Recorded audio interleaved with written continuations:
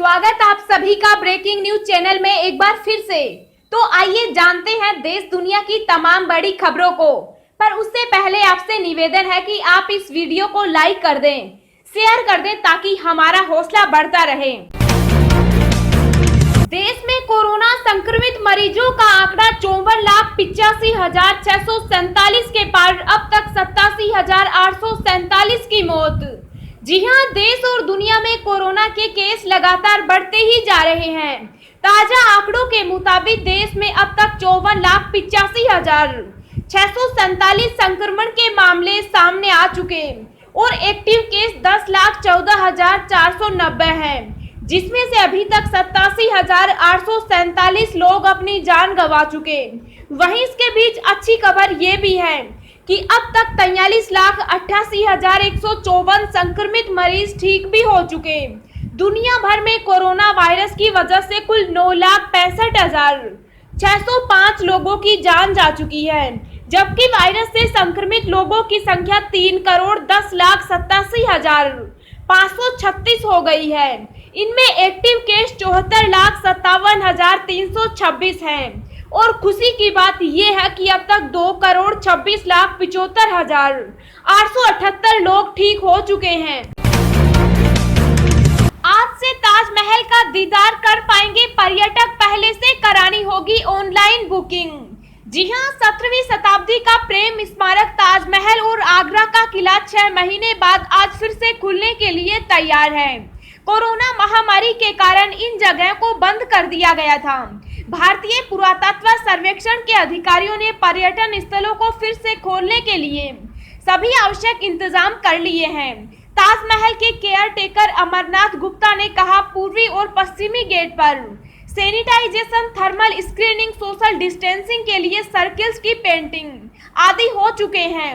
एक शिफ्ट में सिर्फ 2500 पर्यटक को ही अंदर जाने की अनुमति होगी और यह केवल ऑनलाइन बुकिंग के जरिए ही संभव होगा। विदेशियों को एंट्री टिकट के लिए 1100 रुपए भुगतान करना होगा और देश के आगंतुक 50 रुपए प्रति टिकट का भुगतान करेंगे। सम्राट शाहजहां और मुमताज महल की कब्रों के दृश्य के लिए मुख्य मंच में एंट्री करने के लिए 200 रुपए का टिकट एक्स्ट्रा है। दोस्तों, अगली खबर जानने से पहले आपसे एक रिक्वेस्ट है कि इस वीडियो को बनाने में मुझे बहुत ज्यादा मेहनत लगती है, तो इस मेहनत के लिए वीडियो को एक छोटा सा लाइक जरूर करें। पाकिस्तान से हथियार ड्रग्स तस्करी की साजिश को बीएसएफ ने किया नाकाम, 62 किलो हेरोइन बरामद। जी हां, सीमा सुरक्षा बल को एक बार फिर अंतर्राष्ट्रीय बॉर्डर पर एक बड़ी कामयाबी मिली है। दरअसल 19 से 20 की बीती रात को पाकिस्तान की तरफ से अरनिया सेक्टर में नशीले पदार्थ और हथियार बेचने की बड़ी साजिश को बीएसएफ ने विफल कर दिया है। बीएसएफ जवानों ने 62 किलोग्राम हेरोइन, जिसकी अंतर्राष्ट्रीय बाजार में करोड़ों की कीमत है, साथ ही 2 चाइनीज पिस्तौल, 3 मैगजीन और 100 राउंड बुलेट बरामद किया है। जम्मू कश्मीर में नार्को टेररिज्म और आतंकवादियों तक हथियार भेजने के लिए पाकिस्तान पार से अरनिया सेक्टर में बॉर्डर के पास यह कंसाइनमेंट भेजी जा रही थी। इसे वक्त रहते बीएसएफ जवानों ने अपने कब्जे में ले लिया। घर में बेटा है या बेटी जानने के लिए पति ने फाड़ डाला पत्नी का पेट। जी हां, उत्तर प्रदेश के बदायूं जिले में इंसानियत को शर्मसार कर देने वाला मामला सामने आया है। यहाँ एक सनकी पिता ने बेटे की चाहत में अपनी गर्भवती पत्नी का पेट ही फाड़ डाला। घर में मौजूद बच्चियों की चीख पुकार सुनकर मोहल्ले वाले दौड़े तो पति की हैवानियत का दृश्य देखकर दंग रह गए। ग्रामीणों ने आनन फानन में पीड़िता को जिला अस्पताल में भर्ती कराया गया, जहां उसकी हालत नाजुक बताई जा रही है। बता दें कि युवक के 5 बेटियां पहले से हैं और उसकी पत्नी फिर से गर्भवती है। युवक को शक था कि पत्नी के पेट में पल रहा बच्चा भी कहीं लड़की तो न है। घर में बेटी है या बेटा जानने के लिए युवक ने ब्लेड से अपनी पत्नी का पेट फाड़ डाला। असहनीय दर्द से कराहती पत्नी की आवाज सुनकर घर में मौजूद बेटियां चीखने लगी तो मोहल्ले वालों ने रोने का कारण पूछा। बच्चियों ने पिता की करतूत को बताया तो ग्रामीण घर में घुसे और फिर वहां का दृश्य देखकर दंग रह गए। ग्रामीणों ने आनन फानन में पीड़िता को जिला अस्पताल में भर्ती कराया, जहां उसकी हालत को नाजुक देखकर डॉक्टरों ने बरेली रेफर कर दिया है। मिली जानकारी के मुताबिक युवती की हालत नाजुक है। 2000 के नोटों की छपाई में आई कमी, लेकिन रोकने पर अभी फैसला नहीं, सरकार ने संसद में जानकारी दी। जी हां, 2000 के नोट की छपाई बहुत कम हो चुकी है, लेकिन इनकी छपाई रोकने को लेकर कोई फैसला अब तक सरकार ने नहीं लिया है। केंद्रीय वित्त राज्य मंत्री अनुराग ठाकुर ने लोकसभा में एक प्रश्न के लिखित उत्तर में यह जानकारी दी।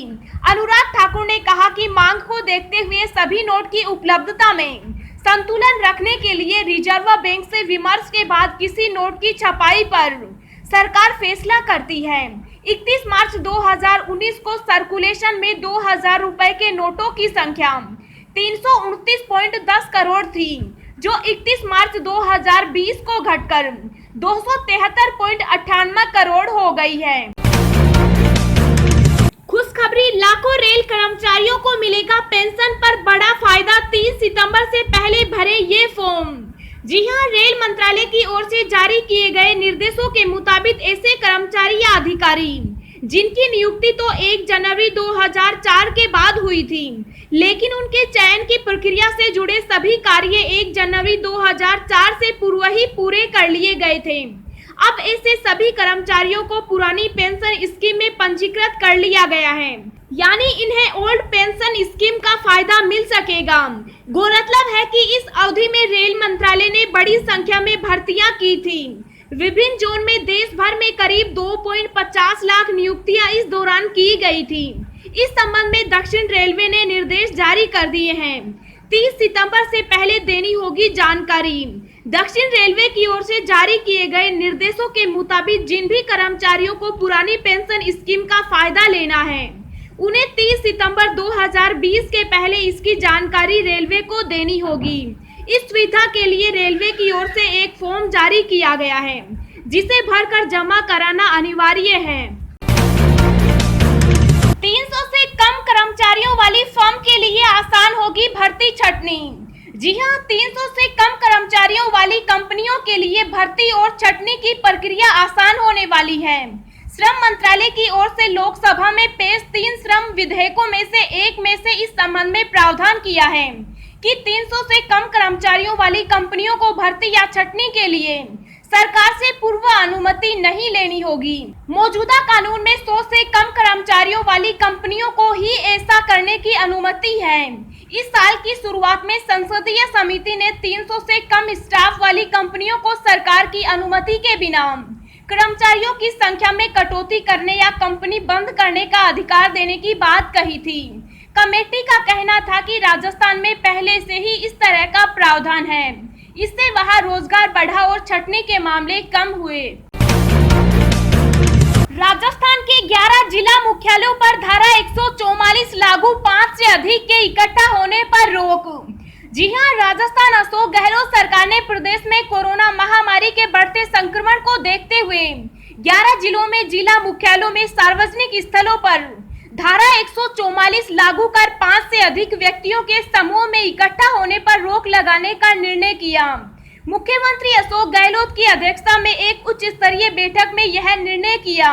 कोविड-19 संक्रमण की गंभीर स्थिति के मद्देनजर जयपुर, जोधपुर, कोटा, अजमेर, अलवर, भीलवाड़ा, बीकानेर, उदयपुर, सीकर, पाली और नागौर जिलों के मुख्यालय आने वाले शहरों में सार्वजनिक स्थलों पर धारा 144 के तहत 5 से अधिक व्यक्तियों के एक साथ इकट्ठा होने पर प्रतिबंध रहेगा। सार्वजनिक जगहों पर 5 व्यक्ति भी मास्क पहनने और सामाजिक दूरी के नियम की पालना करेंगे। संबंधित जिले के कलेक्टर इस संबंध में आदेश जारी करेंगे। पहले पल्ला झाड़ रहा रूस, अब भारत चीन में सुलह कराने पर क्यों तुला है? जी हां, भारत चीन के बीच सीमा विवाद को लेकर रूस ने एकदम से पैंतरा बदला है। अब वो दोनों देशों के बीच शांति स्थापित करने वाले मध्यस्थ की भूमिका में दिखाई दे रहा है। बता दें कि इससे पहले वो लगातार ये कहता रहा कि ये तनाव भारत और चीन का आपसी मामला है और वो इसमें दखल नहीं देगा।